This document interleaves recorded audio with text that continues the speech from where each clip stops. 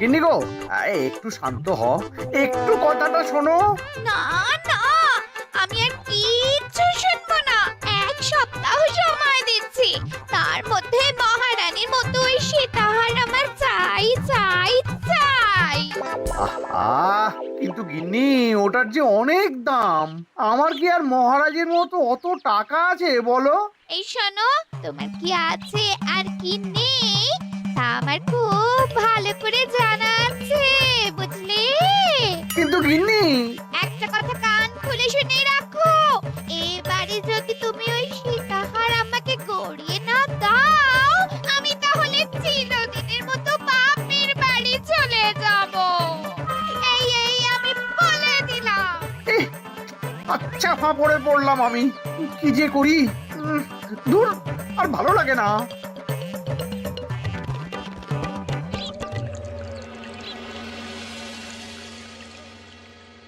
আজকে তোমাদের সকলের কাছে আমার একটা প্রশ্ন আছে। বলুন মহারাজ।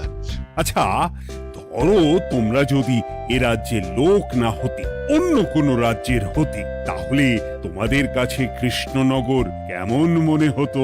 মহারাজ, এক কথায় বলতে গেলে সমৃদ্ধ শক্তিশালী রাজ্য। বেশ, তা হঠাৎ এমন প্রশ্ন মহারাজ? আসলে বেশ কিছুদিন ধরেই আমি একটা কথা ভাবছিলাম। ঈশ্বরের দয়ায় আমাদের সবই আছে, তবু রাজ্যকে আরো শক্তিশালী ও অন্যান্য রাজ্যের সাথে সুসম্পর্ক বজায় রাখা একটা রাজধর্মে পড়ে। ঠিক বলেছে। ঠিক বলেছেন। বলি, তুমি কি এসব কথা কখনো ভাবো মন্ত্রী? হ্যাঁ, মানে আগে মানে রোজ না, কিন্তু কখনো সখনো বোধহয় ভেবেছিলাম। কবে শুনি? ইয়ে ওই তো কিছুদিন আগে, ওই সেদিন। এটা ঠিক কোন সেদিনের কথা বলছেন মন্ত্রী মশাই? যেদিন আকাশে ওই দুটো সূর্য উঠেছিল? তোমাকে সব কিছুতে ফোড়ন কাটতেই হবে না গোপাল, হ্যাঁ? কি আর করি বলুন, আপনার কষ্ট যে আর সহ্য হয় না। যাই হোক, মুদ্রা কথা হলো, এসব কথা মাথায় রেখে এখন আমাদের কিছু করা উচিত। কিন্তু কি করা উচিত সেটা আমি ঠিক বুঝতে পারছি না। এই একটা করে রসগোল্লা খাওয়ালে কেমন হয়? এই, তুমি থামবে? মহারাজ, আমার কাছে একটা উপায় আছে। 10 দিনের একটা মিলন মেলার আয়োজন করলে কেমন হয়? খুব বাজে হবে। একটা মেলা কত ঝামেলার কাজ সেটা বোঝো? একেই কত খরচ, তার উপর আবার অনেক লোক। মোটেই না, এটা তো দারুণ বুদ্ধি দিয়েছো গোপাল। এমন কিছুই তো চাইছিলাম। দূর, আর সবকিছুই আমার বিপক্ষে মনে হয়। দিনটাই খারাপ, আমি বরং চুপই থাকি। তাহলে সবাই শোনো, 1 সপ্তাহ পর কৃষ্ণনগর এক বিরাট বড় মিলন মেলার আয়োজন করছে, আর তার জন্য লোকজনকে নিমন্ত্রণ করার কাজ দেখবে গোপাল। যথাজ্ঞা মহারাজ। আর মন্ত্রী, ভালো করে শুনে রাখো, মেলা প্রাঙ্গণ সাজানো, ঠিকঠাক নিরাপত্তা, এসব তোমার দায়িত্ব। আচ্ছা, কিন্তু বলছিলাম যে সবকিছু ভালো করে করতে গেলে খরচও তো। ওসব নিয়ে তোমাকে চিন্তা করতে হবে না। যত খরচই হোক আমাকে বলো, আমি দেব। আরে বাস, তো দারুণ ব্যাপার।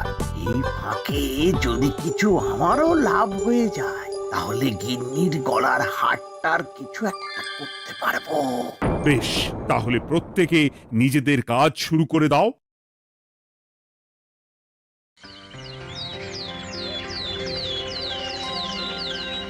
শোনো শোনো শোনো, 1 সপ্তাহ পর কৃষ্ণনগর মেলা প্রাঙ্গণে অনুষ্ঠিত হতে চলেছে 10 দিন ব্যাপী মিলন মেলা। সকল গ্রামবাসীকে এই মেলায় আসার জন্য আমন্ত্রণ জানানো হচ্ছে। শোনো শোনো শোনো।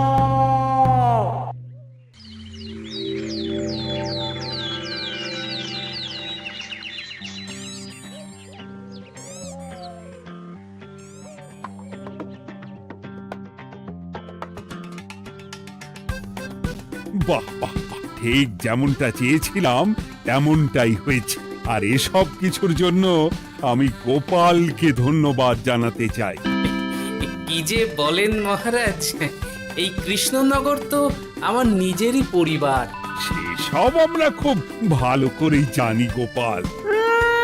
আদিক্ষেতা একেবারে উতলে পড়ছে, এসব দেখে গা জ্বলে যায়। তোমার এই এত ভালো বুদ্ধি দেওয়ার জন্য আমি তোমাকে 50টি স্বর্ণমোহর উপহার দিতে চাই। এটা কি হলো? এরকম হলে কিন্তু আমি খেলবো না। কেন মন্ত্রী, তোমার আবার কি হলো? আমিও তো মেলার আয়োজন করেছি, তাহলে গোপাল একা কেন উপহার পাবে? সে তো মেলার জন্য অনেকেই কাজ করেছে, কিন্তু আসল বুদ্ধিটা তো দিয়েছে গোপালই। মন্ত্রী মশাইয়ের বোধহয় খুব হিংসা হচ্ছে। ঠিক আছে মহারাজ, আপনি বরং এই উপহার সকলের সাথে ভাগ করে দিন।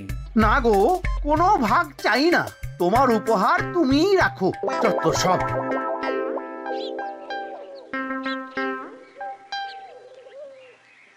আমার কি এত খারাপ দিন এসেছে নাকি যে আমাকে গোপালের থেকে পুরস্কার নিতে হবে? অনেক হয়েছে। না না না, এবার আমাকেই কিছু ভাবতে হবে মনে হচ্ছে।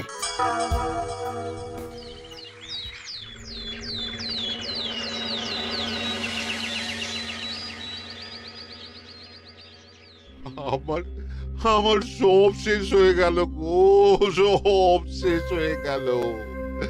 এবার এবার আমার কি হবে? মহারাজ, মহারাজ কিছু একটা করুন, মহারাজ কিছু একটা করুন। চিন্তা করো না, আমি দেখছি। যারা দোষী তারা শাস্তি পাবেই।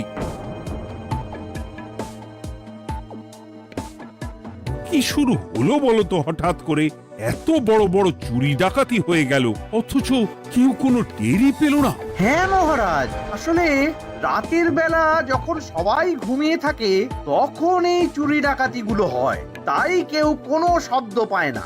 ভালো করে অনুসন্ধান করো, যে বা যারা এই কাজ করছে তাদের যত তাড়াতাড়ি সম্ভব ধরে ফেলতে হবে, নইলে তো আমাদের প্রজাদের অনেক ক্ষতি হয়ে যাচ্ছে। হ্যাঁ মহারাজ, আপনি কোনো চিন্তা করবেন না। কোথায় আনন্দ করে সব প্রজারা মেলা ঘুরবে তা নয়, আবার এই উটকো ঝামেলা। একটা কথা বলছি, কিছু মনে করবেন না। আসলে এই ঝামেলার কারণ হলো গোপাল। আমি ঠিক জানতাম কোনো না কোনো ভাবে আপনি আমাকে দোষ দেবেন। সত্যি তো, এসবের সাথে গোপালের কি সম্পর্ক? ওরই তো সম্পর্ক আছে মহারাজ। মেলা শুরু হলো আর তার সাথে চুরি ডাকাতিও। আর যদি গোপাল মেলার বুদ্ধিটা না দিত তাহলে রাজ্যে এত চুরি ডাকাতিও বাড়তো না। মানছি মন্ত্রী মশাই, মেলার বুদ্ধিটা আমার, কিন্তু মেলার নিরাপত্তা রক্ষা তো আপনার দায়িত্ব ছিল। যদি মেলা থেকেই এই ঝামেলা শুরু হয় তাহলে তো আপনার কাজেও ফাঁক আছে। মুখ সামলে কথা বলো গোপাল। আহ, তোমরা একটু থামবে? এখন নিজেদের মধ্যে ঝামেলা করার সময় নয়। সবাইকে একসাথে কাজ করে আসল চোর ডাকাতদের ধরতে হবে, তারপর বোঝা যাবে কার দোষ ছিল আর কার নয়। আগে মহারাজ।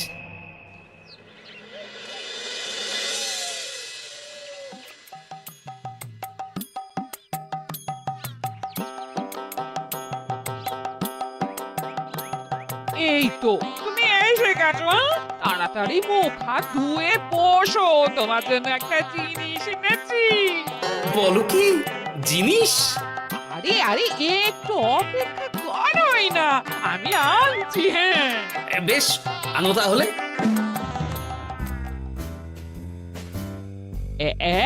এই নাও, খাও। মিষ্টি দই। হ্যাঁ গো, খেয়ে দেখো তো কেমন। দারুণ সুন্দর স্বাদ তো গিন্নি। কোথা থেকে এনেছো? ভালো, মেলা থেকে এনেছি। ও জানো, বিনা পয়সায় গো। বিনা পয়সায়? তা কে দিল শুনি? আরে সুজন দইওয়ালা, বড় ভালো ছেলে। শুধু আজ নয়, ও রোজই মানুষকে ভালোবেসে না বিনা পয়সায় দই খাওয়ায়। হ্যাঁ, বাবা, বেশ অবাক করা কাণ্ড। আসলে সুজনের দেশের বাড়িতে অনেক জমি জমা গরু মোষ আছে। ও তাই বলে ওর টাকা পয়সার নাকি কোনো দরকার নেই, তাই ও বিনা পয়সায় খাওয়ায়। হ্যাঁ, বুঝলাম। বাবা, খুব ঘুম পাচ্ছে এখন। ওগিন্নি, শোনো না, আমি বরং একটা ঘুম দিই এখন, বুঝলে? তুমি বরং বিকেলে আমায় একটু ডেকে দিও, ওর কাজ আছে। আচ্ছা বেশ। তোমাদের জন্য সেটাই ভালো, কারণ এমনিতেই মহারাজ চোর ডাকাত ধরার জন্য প্রহরীর ব্যবস্থা করছে পুরো রাজ্যে। না না না, সে নিয়ে আপনি চিন্তা করবেন না।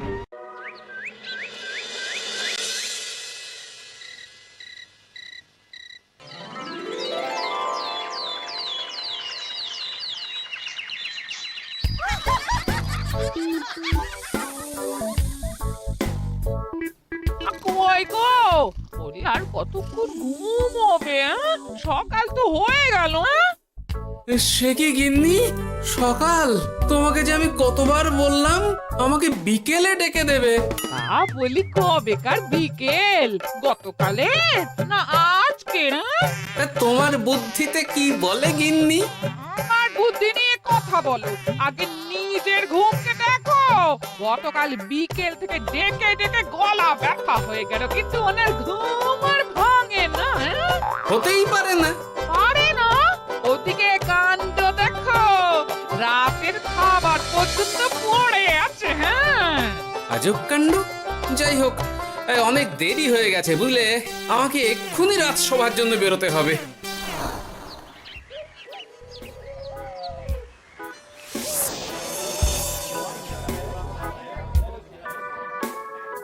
বাবা, এত ভিড় কি আছে এখানে? একটু কাছে গিয়ে দেখি তো।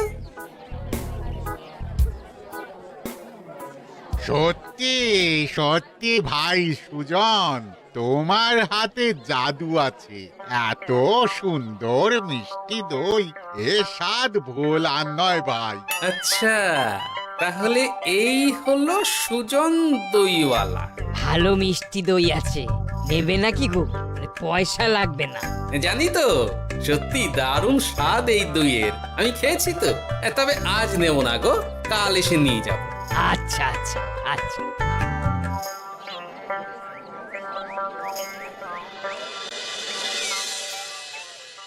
আর কোনো নতুন খবর পেলে ওই ডাকাতদের ব্যাপারে? না মহারাজ, এখনো ঠিক ধরতে পারিনি। ওরা বোধহয় বুঝতে পেরে গেছে যে আমরা খোঁজ করছি। মহারাজ, আমার মাথায় একটা নতুন বুদ্ধি এলো। রাতের বেলা করে সব বাড়িতে পাহারা দেওয়া শুরু করলে কেমন হয়? সব চুরি তো রাতেই হচ্ছে। আরে, এ তো দারুণ বুদ্ধি। কিন্তু মহারাজ, আমাদের রাজ্যের প্রহরীরা রাতের বেলা কি করে পাহারা দেবে? কেন কেন, কি সমস্যা? অনেক সমস্যা আছে। তাদের শরীর খারাপ হতে পারে, তার চেয়েও বড়, রাত জেগে থাকলে দিনে তারা সকলে ঘুমোবে, তখন পুরোটাই বেকার হবে। কিচ্ছু বেকার হবে না মন্ত্রী মশাই, আমাদের প্রচুর সেনা আছে, তাদের সকলকে দায়িত্ব ভাগ করে দিলেই হয়ে যাবে। তুমি বেশি বোঝো। গোপাল তো কিছু ভুল বলেনি মন্ত্রী, আমরা পাহারা বাড়াবো। আমি আজই সব সেনাদের সাথে কথা বলছি। সেনাপতি, তুমিও এ ব্যাপারটা একটু দেখো। যথাজ্ঞা মহারাজ।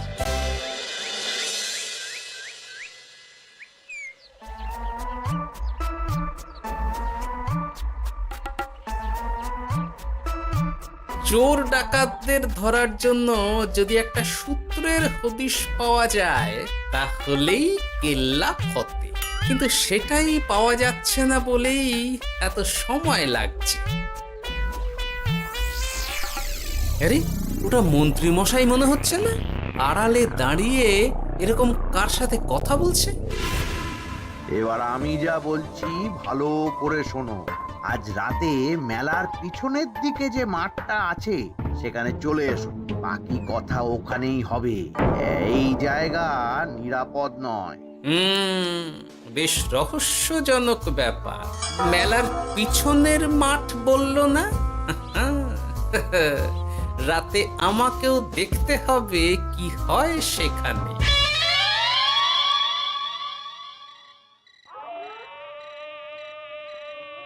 উফ, কি মশা রে বাবা! কখন থেকে দাঁড়িয়ে আছি, মন্ত্রী মশাইয়ের পাত্তা নেই কেন? ও, ওই তো চলে এসেছে। এই যে আমার সোনার হাটটা কই? হ্যাঁ, পই পই করে বলেছিলাম আমার ওটা চাই।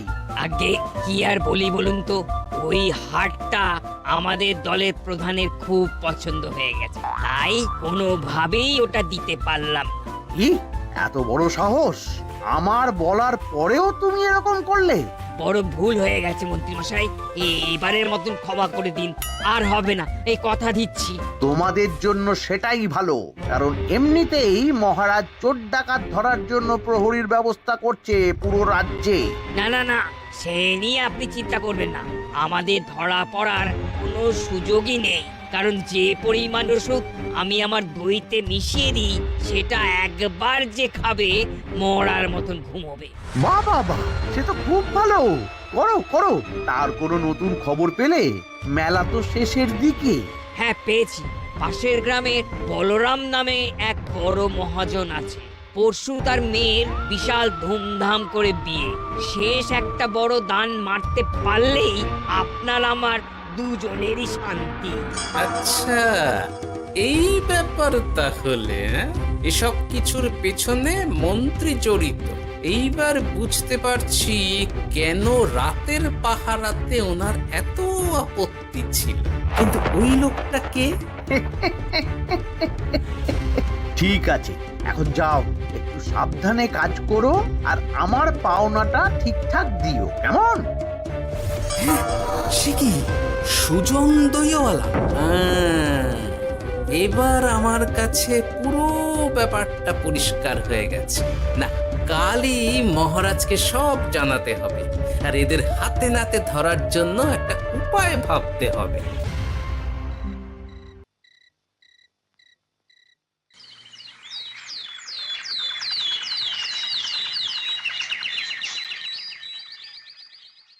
আরে এসো এসো, তোমার জন্যই তো অপেক্ষা করছিলাম।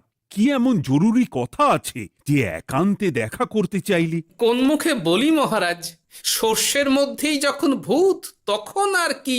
মানে একটু খুলে বলো তো কি হয়েছে? আমাদের রাজ্যের এই এত বড় বড় চুরি ডাকাতের পিছনে কারা আছে সেটা আমি জানতে পেরে গেছি মহারাজ। হ্যাঁ, এ তো দারুণ খবর। তাহলে আমরা এখানে কি করছি? এখনই তাদেরকে গিয়ে বন্দি করি? না মহারাজ, আমাদের হাতে কোনো প্রমাণ নেই, তাই ওইভাবে বন্দি করতে পারবেন না। কেন বলো তো, কারা আছে পেছনে? সেটা আপনি নিজের চোখেই দেখে নেবেন পরে। তবে এটা জানিয়ে রাখি, আমাদের মন্ত্রী মশাইও যুক্ত আছেন। কি? আমাদের মন্ত্রী? এত বড় বিশ্বাসঘাতকতা!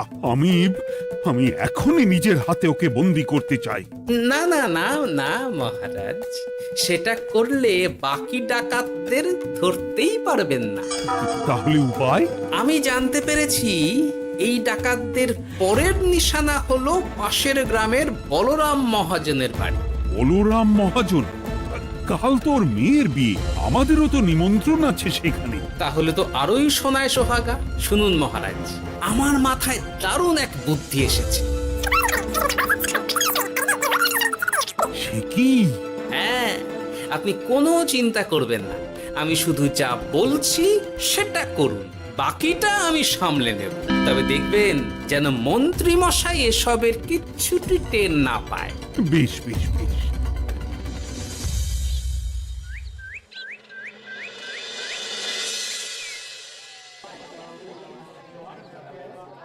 আর তো কিছুক্ষণ, এরপরেই তো সন্ধে নামবে। তোমার সবকিছু তৈরি তো? হ্যাঁ মহারাজ। আরে মহারাজ আর গোপাল কানে কানে এত কি কথা বলছে, আমাকেও জানতে হবে সেটা। ওই যে আসছে মরকটটা, আমার আর ওকে এক মুহূর্ত সহ্য হচ্ছে না। মনে হচ্ছে গুদুম গুদুম করে ওর মাথায় কাঁটটা মারি। শান্ত হন মহারাজ, দয়া করে শান্ত হন আর একটুখানি, তারপর আপনি মন্ত্রীমশাইয়ের সাথে যা ইচ্ছে করবেন। ওর আমি বরং অন্যদিকে যাই, মুখ দেখলেই আমার মাথাটা গরম হয়ে যাচ্ছে। সেই ভালো। কি হলো ব্যাপারটা? যাই হোক, আর তো কিছুক্ষণ, তারপর আমার বিশাল লাভ হবে। বরং ততক্ষণ আমি পেট পুজো করি।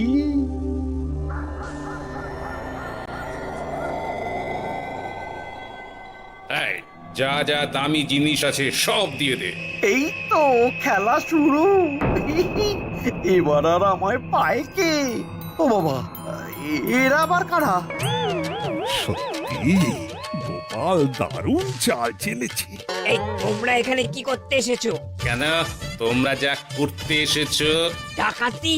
এমন তো কোনো কথা ছিল না। কার দলের লোক তোমরা? মন্ত্রীমশাইয়ের দলের লোক। এই রে, কি বলছে সব? কোথায় কোথায়? এই এই মন্ত্রী মশাই, এই কি বলছে এরা? আপনি দু নৌকোয় পা দিয়ে চলছে, আমরা থাকতে আপনি আরো এক ডাকাতের দলের লোককে ডেকেছেন। কি মন্ত্রী, শেষে কিনা তুমি? কি খেয়েছে রে, আর বোধহয় বাঁচতে পারবো না। কই, চুপ কেন? বলুন, মন্ত্রীমশাই সোনার হার ডাকাতি করে আপনাকে দেওয়ার জন্য এখানে ডেকেছেন। কি সোনার হার? আমাকেও তো একই কথা বলেছে। আপনি আমাদের থেকে খবর নিয়ে অন্য দলকে কাজ দিয়েছেন। এই না না, মিথ্যে কথা। কিসের মিথ্যে? আপনি ছাড়া তো আর কেউ জানতো না এখানের কথা। না গো, আমি শুধু তোমাদেরকেই কাজ দিয়েছি একদম শুরু থেকে। আর কোনো ডাকাতের দলকে আমি চিনি না। আমি তো নিজেই প্রথম শুনছি। মন্ত্রী, লজ্জা করে না তোমার? তুমি আমার প্রজাদের এইভাবে ঠকাচ্ছিলে। এ, ইয়ে মানে মহারাজ, আমি আসলে অনেক হয়েছে মন্ত্রীমশাই, আপনি ধরা পড়ে গেছেন। প্রহরী, বন্দি করো সবাইকে, আর মন্ত্রীকেও।